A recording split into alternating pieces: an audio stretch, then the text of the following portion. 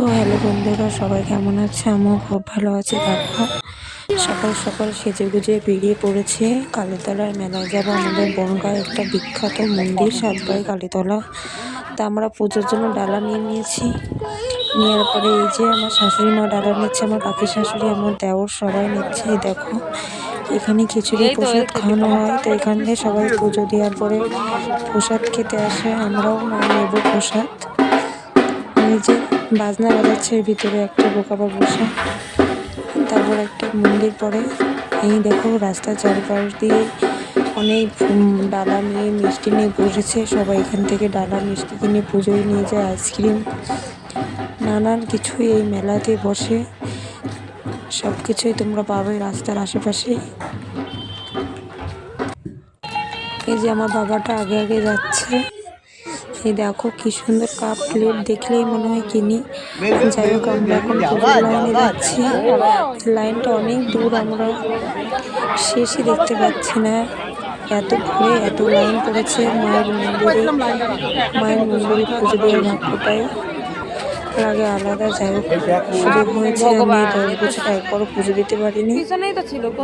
এইবার তাই ভোর ভোর উঠে গুছিয়ে চলে গেছি। এই আমাদের লাইনের সামনে এত আচারের দোকান, দেখি মনে হচ্ছে জিভে জল চলে আসছে।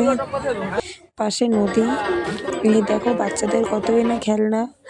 এই ব্যাগগুলো খুবই সুন্দর, ক্লিপ, সব ধরনের জিনিস পাওয়া যায়। এই আমাদের ফাইনাল পুজো দেওয়া হয়ে গেছে।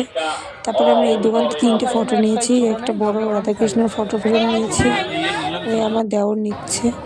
আমার ছেলে একটু বায়না করলো, মা আমার হাতে একটু ট্যাটু করে দাও। তারপর হাতে একটু ট্যাটু করে দিলাম। এই যে ট্যাটু করে দিচ্ছে এই কাকিমাটা।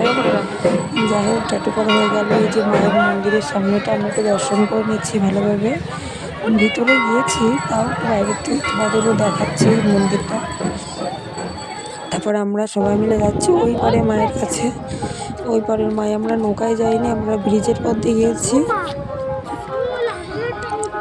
মেলাটায় আসলে মনে হয় সারাদিনে থেকে যায়। এখানে অনেক লোকে পিকনিক করতেও আসে, তোমরা পিকনিক করতেও আসতে পারো।